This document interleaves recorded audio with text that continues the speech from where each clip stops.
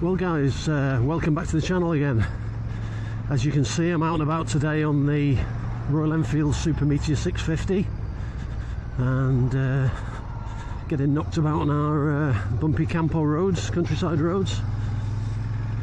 But what a difference, guys. I've been riding the DSX 900 best part of the week since I picked it up last Friday, so it's a week today that I actually picked the bike up, and yeah, it's been a joy to ride. It handles superb, it soaks up the bumps, it's a really nice bike to ride.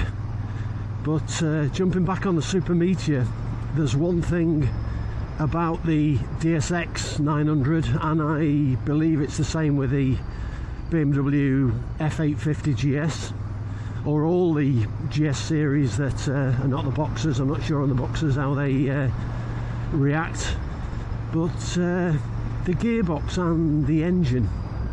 Now, the DSX 900 seems to ride, and the gearbox is very similar to an off-road bike, and by that I mean it's quite, in my opinion, it may get better as it runs in, but it's quite agricultural. The engine's quite, I wouldn't say rattly, but it's not smooth. It's not smooth, anything near as smooth as the V-Strom 650.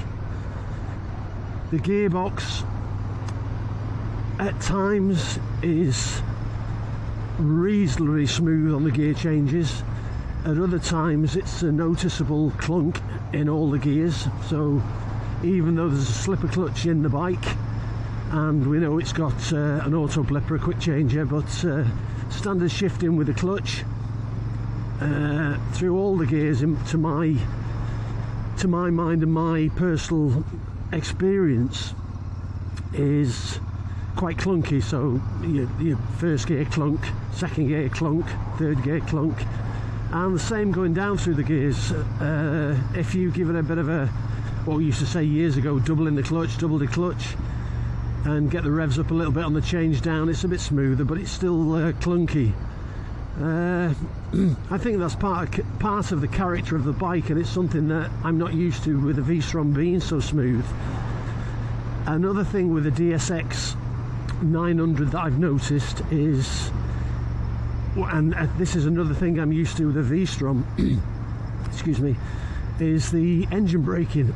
Now on the V-Strom, with it being a 90-degree V-twin, it's got a tremendous amount of engine braking, so a lot of downward routes, downhill, etc., you can just release the throttle and the engine braking will slow you sufficiently with a bit of trail braking to have a lot of confidence. Now, I'm not saying the brakes are bad on the DSX 900. They're superb, to be honest. The front brake, the double disc Brembos on the front, are absolutely amazing and really pull on. You can hear my voice quivering on this road. This is one of the roads we've got locally that you would think has been laid with a knife and fork. Now, of course, you don't get that on the DSX 900 because the suspension just sails over these bumps. But yeah, I was saying, yeah, it's a bit agricultural, or to me it appears that way. Maybe it's because I'm not used to riding the F-Series BMWs, I'm used to the V-Strom, I don't know. And the engine braking is another thing. Likewise on the Super Meteor 650 I'm riding with a 270-degree crank, you do get a feeling on the 650 of smoothness, even though it's air-cooled, this particular model, although it has got oil cooling, oil cooler radiator. It's principally an oil-cooled bike, and I can tell straight away, jumping back on the Super Meteor, apart from the suspension, that the ride is really smooth. The engine is really smooth, the gearbox is super smooth, and yeah, it's nice to have the option of a couple of different types of bikes to ride, because I think if all your bikes are exactly the same and they ride the same, there's no sense or sensation of a different form of riding. Yeah, so I'm actually going down to a local town on the Super Meteor today, to pick up a new torque wrench, an half-inch torque wrench instead of a 3/8 one, something that'll be more beneficial, from 14 Newton meters up to 210 Newton meters. And the reason I'm getting the heftier torque wrench is that I've ordered a rear hugger for the DSX 900. It's the same hugger that goes on the 1200 GS and the F series GFs. There are two types you can order on AliExpress. You can order the badge type, and when I get it and I do a video, and I'll put a link to the particular part in the description. So you can get the hugger that sits on the right side, which is the exhaust side on the DSX and the F series. To fix it on the right side, you need to take the axle completely out, and the spacer in the axle that acts as the adjuster for the chain tension on the right hand side is replaced by part of the unit that slots into that particular cavity, and then your shaft goes back through and you put your bolts on the other side. Now that's easy enough to do, but to be honest, it's a pain when you want to adjust the chain. If you're trying to get behind this particular hugger that goes on and the bracket, you're limited on space behind it. Now the other option, and it was only one of these I found, all the rest are for the exhaust side and they all fit the same way. You need to take the axle out, put the part in, put the axle back in, and then adjust it. Make sure you take a reading with calipers both sides, so you get the distance, so you're not skewing the back wheel. But I found one that's exactly the same, that goes on the nut side, so it goes on the non-exhaust side. So basically all you need to do, without slackening anything off or loosening the chain tension or altering the chain tension, is to undo the nut on the non-exhaust side, place this unit in the cavity behind the nut, and tighten the nut back up to 100 Newton meters, hence getting the heftier torque wrench that's I'm going to pick up now. This seems a lot more beneficial because it means less chance of getting your rear wheel out of line. I know it's not a great deal, but it's less work as well. It means you don't have to scotch the back wheel and take the axle right out completely. So that's the story behind my trip today, and it's quite surprising because I've started to find now parts on AliExpress that are GS badged with an alternative that are not GS badged, so they're just a plain version without any branding on. Now the plain versions without any branding on are going to be ideal to put on your DSX, because obviously you don't want GS branded parts on your Voge DSX bike. So the parts that I've ordered at the moment, the engine covers that I did in the previous video you've seen, guys, they fitted on no problem. It's the same engine casings both sides, simple process to put on. So the rear hugger's going to go on next. There are protectors for the front reservoir for your brake fluid. Now that's totally different to the GS, but there's going to be obviously option for that. There's one for excuse me, got a lot of pollen around this time of year and it's coming from the olive trees.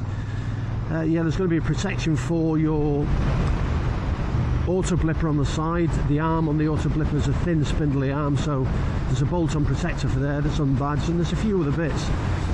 I've also seen an unbranded bash plate, a fairly hefty bash plate to go underneath, that looks really nice, but it's with the shipping it's around €100, and it's going to be a punt whether that's going to go on. It looks, for all intents and purposes, that the bolts are exactly the same and it's going to go on, providing it doesn't foul on the exhaust system on the DX. Looking at the photos from all angles, the exhaust system seems to be angled, the downpipes seem to be angled in exactly the same way, so I'm assuming it's going to fit on. So that'll be something I'll look into, and maybe oops, wasn't taking care on that bend there.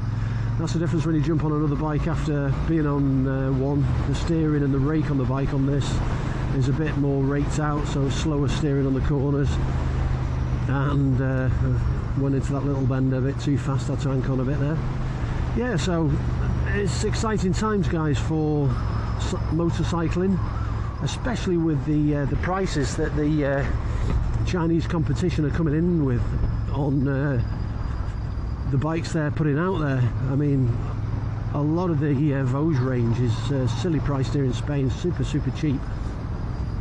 Then big waves on the DSX 525, that's very popular, being a twin cylinder adventure bike, as opposed to the 650 DS, which is a single. Again, the 650 DS uses the BMW engine. I'll put a link below to a write-up about Lonsin and their collaboration with BMW. Very interesting facts when you read them, that I didn't know that the collaboration was going back so far, but it goes back almost 20 years. It started in 2005, shortly after BMW decided to stop using Rotax engines. And there's a bit of conjecture. I mean, I always thought that the BMW engines in the F series were researched and developed by BMW, hence being a BMW engine. And in the article I'm going to put below, you'll see that it says that the new BMW engine, Lonsin engine, opened at their plant in 2005. So whether that was a plant specifically just for the engines that were designed by BMW or were designed by Lonsin, I don't know. But I've had a message on one of my videos that says that the engine is a Lonsin engine, designed and built by Lonsin, tested then by BMW and then bought from them, which would make some sense with relation to the old Rotax engine, because the Rotax engine wasn't designed by BMW, it was just used in their bikes. So yeah, that will, if that is the case, it will give an awful lot of credibility to Lonsin as a company, because we were looking at, certainly since 2015 with the F series, from the 800 engines going forward, we're looking at a huge collaboration with Lonsin actually making engines to put in BMW bikes. Obviously the confidence that gives us, and the confidence that BMW have in the company as a whole. So yeah, I mean, it negates a lot of the arguments these people have that oh, it's BMW and it's just being slotted into another bike. It then would make the fact that the Voge DSX 900 is a totally Voge built bike and BMW just use their engines. Anyway, I'm going to cut off here, guys, because I'm picking up this part from this shop ahead. I hope you like the video. Give me a thumbs up, give me a like, subscribe to my channel, and I'll get more videos out to you in the very near future. Thanks for watching, guys, and give me a thumbs up, give me a like, subscribe, hit that notification bell, and you'll get updates. Ride safe, guys. Peace out.